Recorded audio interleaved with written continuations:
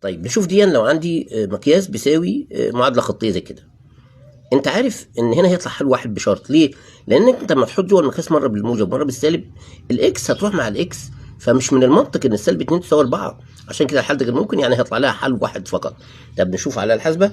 هنيجي على الفا، قصدي الشيفت مع الابس. هنكتب المقياس الاولاني اللي هو كان ايه، عباره عن اكس ناقص 2. ادي اكس سمستر ناقص 2. وبعدين هنطلع بره ونضغط على الفا مع كالك عشان نعمل يساوي. وبعدين الثانيه مش كانت مقياس، هنكتب اكس زائد 4 بس. ادي اكس وبعدين زائد 4. ها، وبعد كده ما تضغطش على يساوي. ادي شيفت كالك يساوي. ما تجربش مره ثانيه، هي الاجابه سالب واحد بس، ما احنا عرفنا ان الاكس هتروح مع الاكس. خلاص ما تجربش مره ثانيه. طيب نشوف دي. لو عندك جذر زي ده، دايما اللي تحت الجذر بيبقى فرق بين مربعين، لا بيبقى مربع كامل، يعني قوس عليه تربيع. يبقى ده عباره عن لو حللناه هيطلع اكس او س ناقص 2 كل تربيع. وبعدين انا وديت السين اللي كانت بره الجذر مع ال10، فالتربيع هيطير مع الجذر، بس هيتفضل لك مقياس قيمه مطلقه. يبقى القيمه المطلقه لاكس ناقص 2 بتساوي 10 ناقص اكس.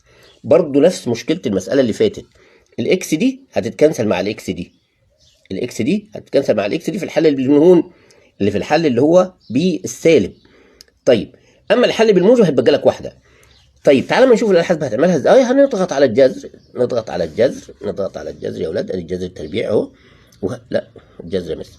نضغط على الجذر ونكتب فيه اكس تربيع. ادي اكس تربيع وبعدين ناقص 4 اكس ناقص 4 اكس وبعدين زائد 4. هطلع بره الجذر وهكتب اكس اللي هي السين، وبعدين ما عملتش الزائد يا مستر. ادي زائد الاكس هي، وبعدين بيساوي الفا كالك وهنكتب 10. خلاص. وبعد كده شيفت كالك وبعدين يساوي. هتطلع قيمه واحده فقط وهي، بس هتنتظر شويه لان يعني الناس اللي جوه مش فطروا لسه، فهيفطروا ويطلعوها لك ب6. بس انتظر حوالي بتاع 50 ثانيه هتلاقيها طلعت معاك. يلا احنا شاحنين بباقة جديد. يلا طلعت ب6. يبقى هنا استعمال الحاسبة للتأكيد من حل. أشوفكم في فيديو آخر.